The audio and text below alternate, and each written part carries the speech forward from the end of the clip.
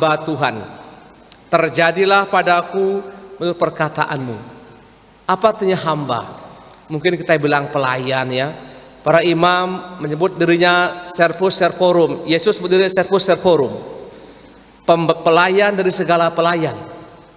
Pelayan artinya datang lebih awal, pulang paling terakhir, bangun paling awal, tidur paling terakhir.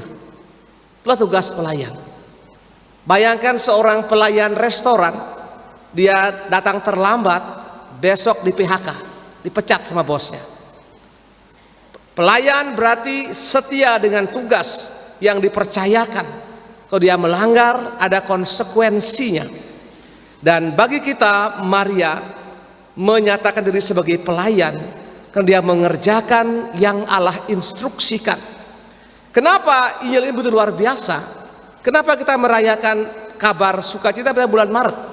Logikanya supaya nanti Desember Yesus lahir, berarti pas 9 bulan.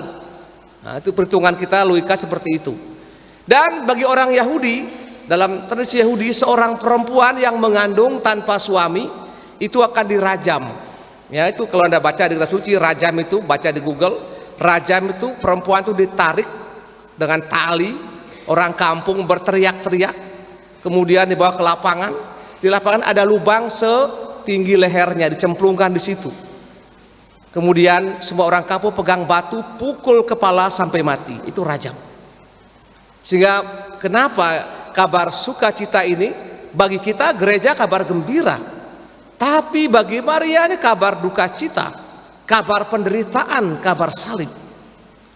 Dan aku ini hamba Tuhan, itu berarti kita berani Maria mengorbankan hidupnya, mengorbankan kebebasannya untuk saya dan Anda orang-orang berdosa ini.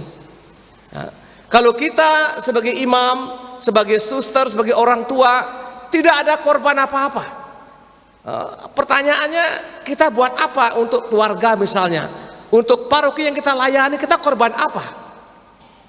Seandainya kami para imam terlambat, khotbah tidak jelas, suaranya merdu, apa yang kita banggakan? Sebagai pelayan datang lebih awal, itu persis. Dan pelayan tahu apa yang dikerjakan dengan begitu persis. Sehingga dengan demikian menjadi hamba Tuhan berarti siap menderitakan diri sendiri untuk membahagiakan orang lain.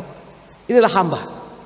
Kalau kita belum berkorban apa-apa kepada umat, kepada keluarga, jadi kita belum hanya mengakui Maria di mulut kita, tapi belum menjadi habitual action, menjadi habitus, menjadi kebiasaan. Memang kalau berkorban memang tidak gampang, apalagi berkorban uang. Kita korbankan uang kita pribadi untuk membantu orang, tidak mudah. Karena kecenderungan kita minta diberi uang, bukan memberi uang.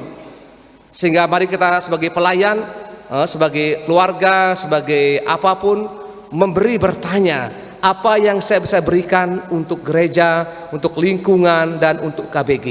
Jadi dengan demikian kemudian semangat Maria menjadi hidup dalam hidup kita sehari-hari. Amin.